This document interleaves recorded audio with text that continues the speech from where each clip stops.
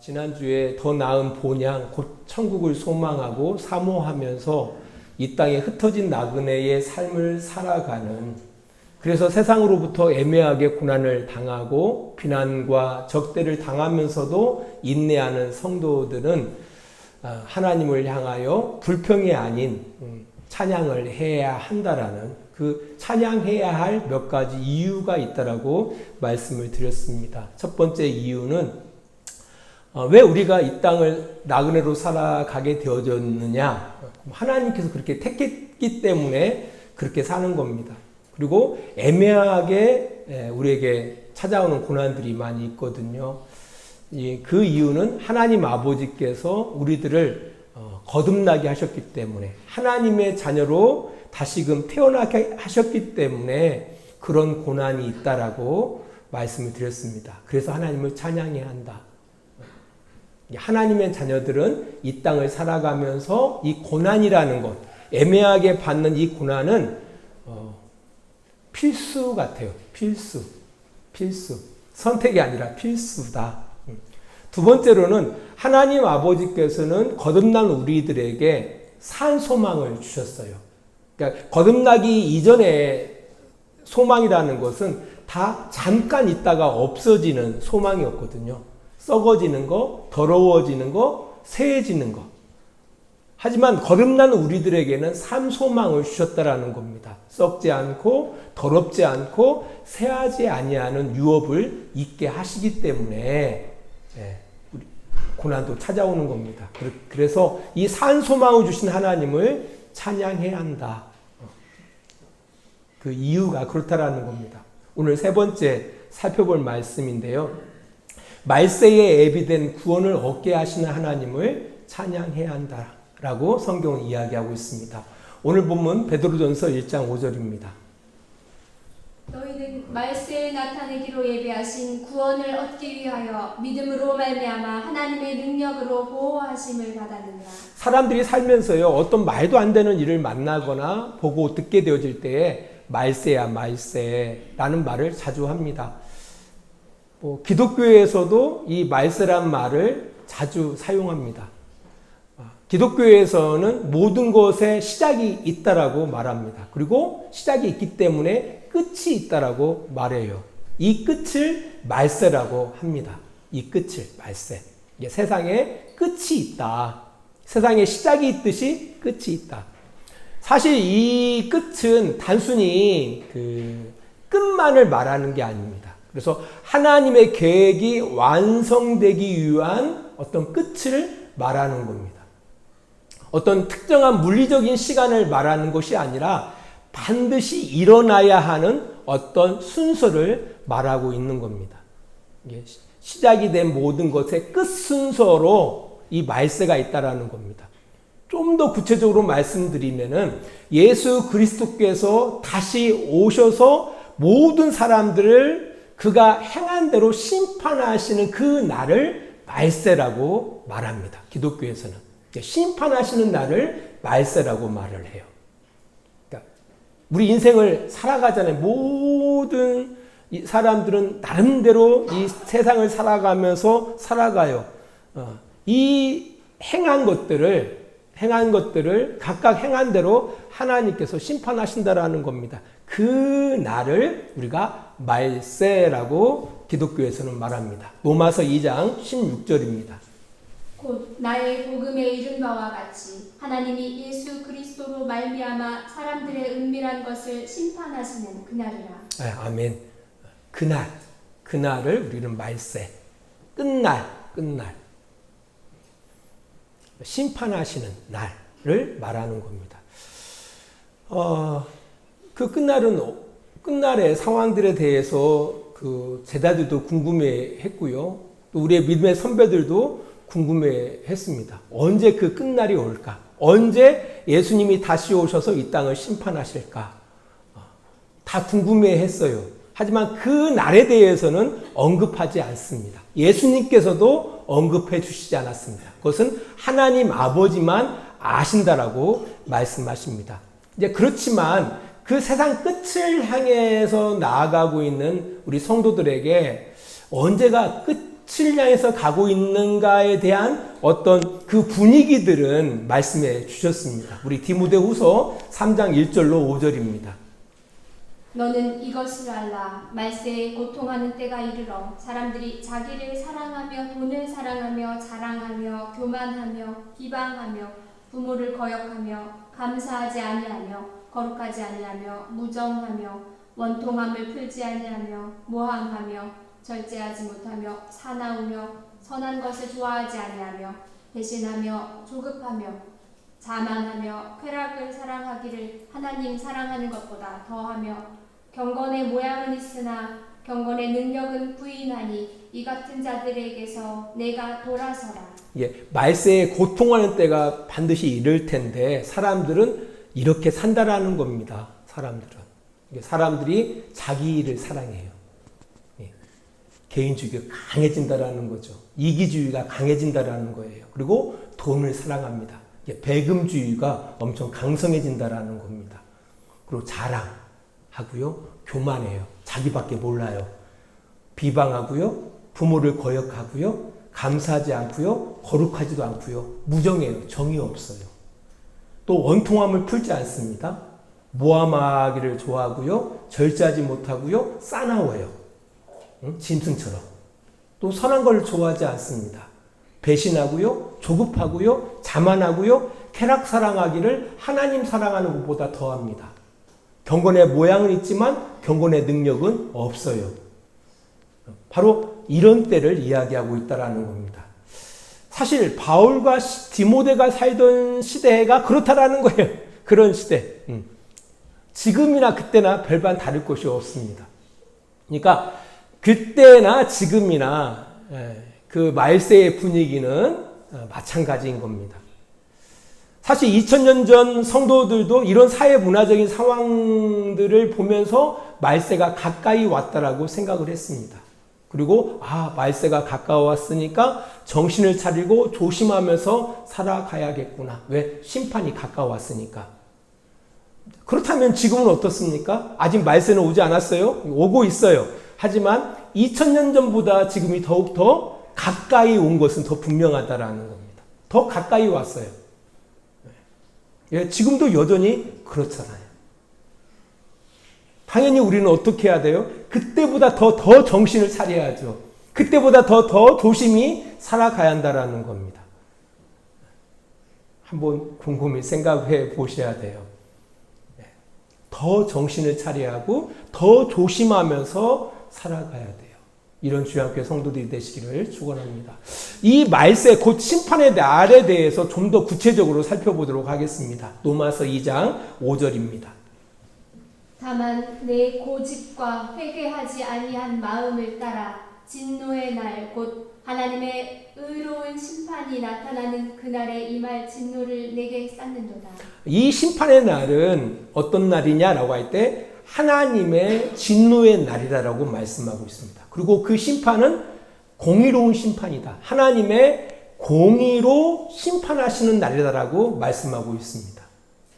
공의로 심판하신다라는 그 말씀은 누구도 불공평해 라고 말할 수 없다라는 겁니다. 누구도 그렇게 말할 수가 없어요. 왜? 하나님은 공정하게, 누구보다도 공정하게 심판하시기 때문에 누구도 나 부당해요 라고 말할 수가 없다라는 겁니다. 이런 차원에서 우리 기독교인들이 이런 오해를 갖고 있거든요. 예수 믿으면 심판을 면하잖아. 이런 생각을 갖고 있어요. 요한복음에도 잠깐 그런 말씀이 언급되어져 있어요. 하지만 그 말씀은 단순히 우리가 믿음에 대해서 많이 오해해서 그래요. 믿음에 대해서. 예수를 믿으면 심판이 별 의미가 없어요. 왜냐하면 제대로 살고 있기 때문에 심판을 두려워할 이유가 없어요. 실제로. 내가 예수 그리스도를 믿는 믿음으로 가지고 산다라는 것은 예수님처럼 산다는 얘기거든요. 예수님처럼 살고 있다면 심판이 무슨 의미가 있겠습니까? 심판이 무슨 의미가 있겠어요? 아무 의미가 없어요. 근데 문제는 예수님을 믿는다면서 예수님처럼 살지 않기 때문에 문제가 되어지는 겁니다. 예수님을 믿는다면서도 예수님처럼 살지 않아요. 이게 문제가 된다라는 겁니다. 우리 야고보서 2장 19절 20절입니다. 내가 하나님은 한 분이신 줄을 믿느냐? 잘하는도다. 귀신들도 믿고 떠느니라. 아, 허탄한 사람아, 행함이 없는 믿음이 헛것인 줄을 알고자 하느냐. 이 귀신 같은 믿음. 근데 귀신 같은 믿음을 갖고 있으면서 심판을 면할 것이다. 왜? 나는 예수를 믿으니까. 그러니까 입술로 예수를 믿는 거죠. 그냥 말로만 나 예수 믿어요. 당신 종교 뭐요? 나 기독교요. 라고 하면은 이 심판에서 자유로울 줄 생각하는 성도들이 아니 그런 교인들이 의외로 많다라는 겁니다. 앞에서 말씀드렸잖아요. 하나님의 심판은 공의로워요.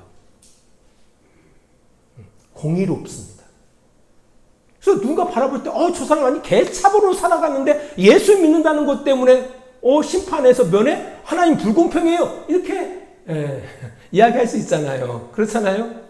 오히려 교회만 안 다녔을 뿐이지 예수님만 안 믿는다고 했을 뿐이지 정말 훌륭한 사람들도 많이 있잖아요. 그 사람들 입장에서는 억울할 거 아닙니까? 아니 신앙은 은혜라며 믿음은 은혜라며 그럼 하나님은 공정하신 하나님이 아니죠. 공의로우신 하나님이 아니잖아요. 그런 오해를 벗으시라는 겁니다. 행한 대로 심판을 받습니다. 행한 대로. 행한 대로 심판을 받습니다. 우리 고린도후서 5장 10절입니다. 이는 우리가 다 반드시 그리스도의 심판대 앞에 나타나게 되어 각각 선악간에 그 몸으로 행한 것을 따라 받으려 함이라. 뭐라고요? 우리가 다. 이 우리는 누굽니까? 고린도 교회 성도들이에요. 또한 바울도 그 안에 들어가는 겁니다. 우리가 다 그리스도의 심판대 앞에 나타나게 된다라는 겁니다. 그리고 선악간에 그 몸으로 행한 것에 대해서 하나님께서는 심판하신다라고 말씀하고 있다라는 겁니다. 그래서 그 판결에 의해서 이렇게 나눠집니다. 마태복음 25장 46절입니다. 그들은 영벌에 의인들은 영생에 들어가리라 하시니라. 그들은 영벌에 어떤 이들은 영벌에 어떤 이들은 영생에 들어가는 겁니다. 영생에 들어가는 사람들은 어떤 사람들입니까? 예수 그리스도를 믿는 사람들입니까?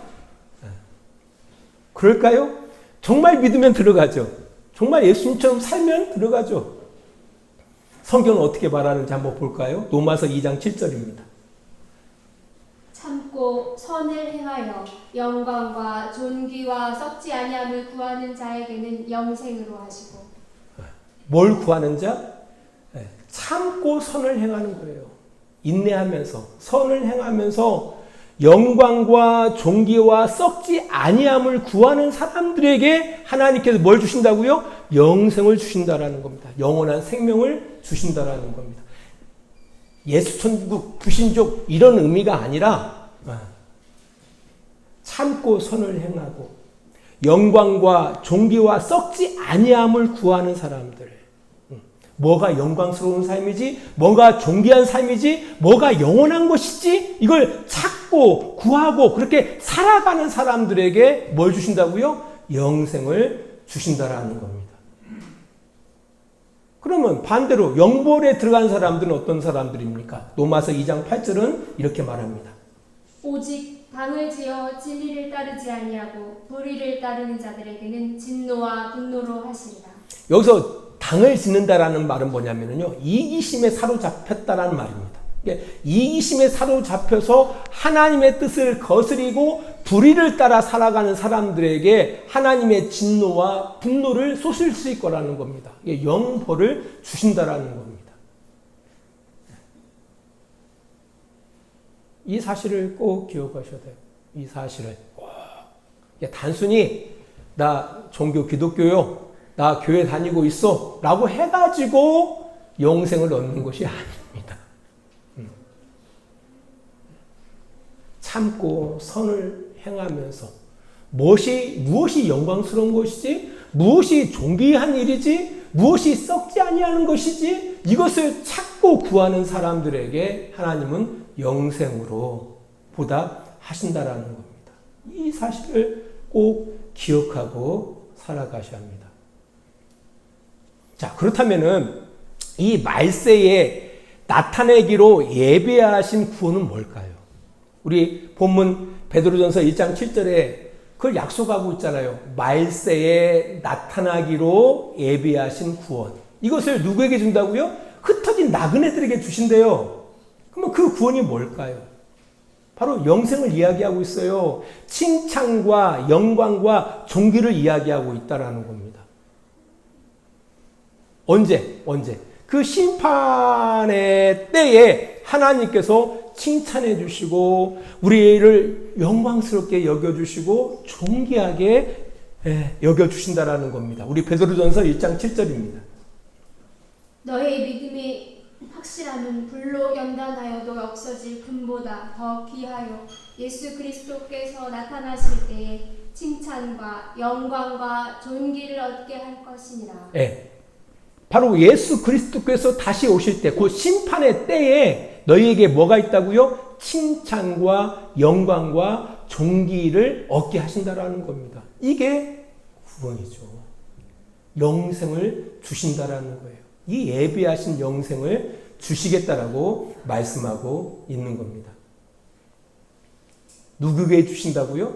하나님의 택함을 받아 흩어진 나그네로 이 땅 가운데 애매하게 고난을 당하는 성도들에게 이 약속을 주시고 있다라는 겁니다. 이 예비된 구원 누구에게 주신다고요?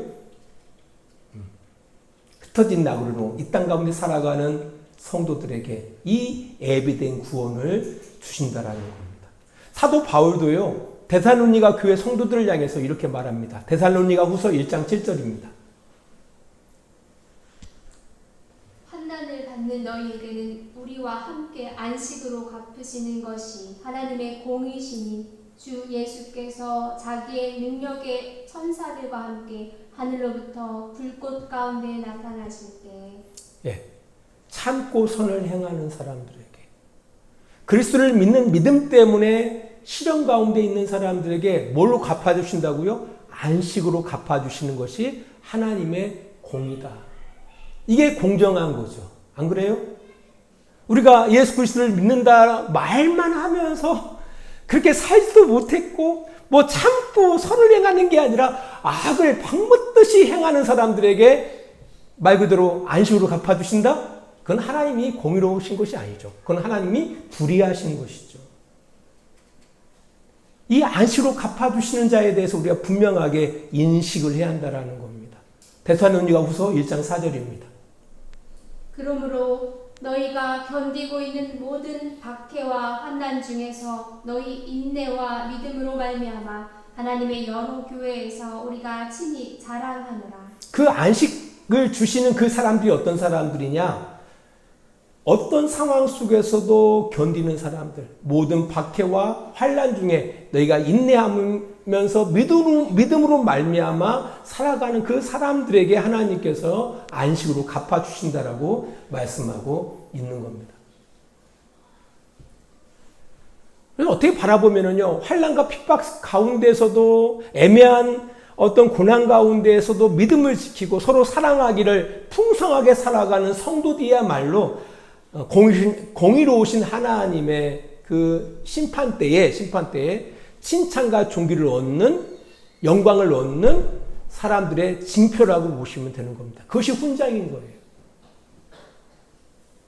누가 그때에 칭찬과 존귀와 영광으로 상을 받느냐라고 할 때, 그 표식이 뭐냐라고 할 때 바로 그런 사람들이라는 겁니다. 이 땅 가운데 내가 예수를 믿는다는 것 때문에 선을 행한 것으로 인하여 애매하게 고난당하는 그들이야말로, 그 고난이야말로 징표라는 거예요. 징표. 하나님으로부터 칭찬이 있을 거야. 하나님으로부터 존귀한 자야. 영광을 얻을 거야. 라는 그것이 바로 징표가 된다라고 이야기하고 있는 겁니다. 오늘 우리가 예배 시간에 환난과 핍박 중에로라는 찬양을 우리가 불렀어요. 그 선곡한 이유도 바로 여기 설교에 있습니다. 자, 그런 사람들에게 하나님은 안식으로 갚아주십니다. 반대로 바울은 또 이렇게 말합니다. 데살로니가 후서 1장 8절로 9절입니다. 하나님은 하나님을 모르는 자들과 우리 주 예수의 복음에 복종하지 않는 자들에게는 형벌을 내리시니 이런 자들은 주의 얼굴과 그의 힘의 영광을 떠나 영원한 멸망의 형벌을 받으리로다. 아멘. 이 내용은 어떤 내용이냐면은 하나님을 거부하는 자들을 이야기하는 거예요. 하나님 아버지를 거부하는 사람들. 그래서 복종하지 않아요. 불순종하죠. 이런 사람들에게는 형벌을 내리시겠다라고 말씀하고 있는 겁니다. 말씀의 교류를 맺어가지고요.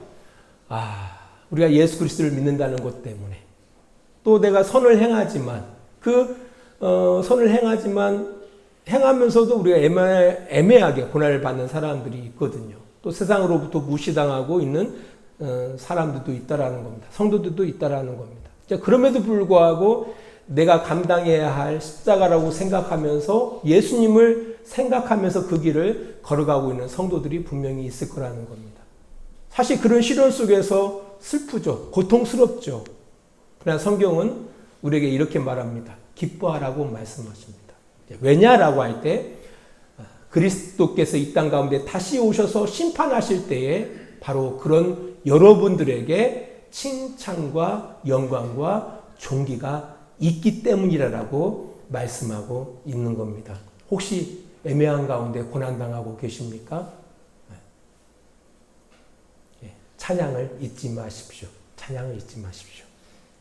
오히려 하나님 앞에 찬양해야 하는 이유가 바로 여기에 있는 겁니다. 제가 설교를 준비하면서 왜 바울과 실라가 빌립보 감옥에서 시큰 고문당하고 고난당한 가운데 그들이 기도하고 찬양했을까라고 할 때 이래서 그들이 찬양했구나라는 생각을 갖게 됐어요. 이래서 그들이 착한 일을 한 거잖아요. 귀신 들려 점치는 여종의 귀신을 쫓아내준 거잖아요. 착한 일을 했어요. 칭찬받아야 마땅해요. 하지만 그들이 고난당하고 있었거든요. 애매하게 고난당하는 거죠. 그들이 애매하게 고난당하면서도 바로 이것을 소망했기 때문에 그들이 도리어 하나님 앞에 찬양할 수 있었구나라는 생각이 들어가더라고요. 우리 성도들도 애매하게 선을 행함으로 고난의 경험을 겪었으면 좋겠습니다. 이게 저 목사님이 저주해? 그게 아니라 정말 그렇게 살아갔으면 좋겠어요. 우리 성도들이 이 땅을 살아가면서 선한 일 때문에 악한 일 때문에 고난당하는 건 당연한 거고요. 그게 아니라 선한 일 때문에 애매하게 고난당하는 우리 성도들이 많아졌으면 좋겠습니다. 우리 주안교회가 그런 성도들이 돌로 좀 충만했으면 좋겠습니다. 기도하겠습니다. 하나님 아버지 감사합니다. 우리를 택하셔서 본향을 향하여 이 땅에 흩어진 나그네로 살게 하시니 참 감사합니다. 신앙의 양심을 따라 살다 보니 억울한 일을 당할 때가 많이 있습니다. 그러나 이 시련이 오히려 우리에게 약속되어진 그 구원의 징표임을 알게 되어집니다. 그로 인하여 힘들어하고 고달플 수 있지만 오늘 말씀을 통해서 이게 구원의 징표임을 또 다시 한번 확인하게 되어집니다. 또 그런 이들에게 하나님께서는 칭찬과 존귀와 영광을 약속하고 계십니다. 이 소망을 기억하면서 하나님 우리에게 주어진 그 어려운 길을, 좁은 문을 잘 버티면서 그 길을 걸어가는 우리 주양교회 성도들이 되어줄 수 있도록 주님 도와주시옵소서. 예수님 거룩하신 이름으로 기도합니다. 아멘. 이제는 우리를 사랑하시는 우리 아버지 하나님의 그 크신 사랑하심과 예수 그리스도의 십자가의 은혜하심과 성령의 감화와 감동과 지키시고 인도하심이 오늘도 시간을 구별하여 우리가 교회로 모이고 하나님 앞에 예배하며 하나님의 뜻대로 살아가고자 원하는 귀한 성도들의 머리 위에와 그들의 가정과 직장과 사업장 위에 하나님의 놀라우신 사랑이 늘 함께 해주시기를 간절히 축원하옵나이다. 아멘.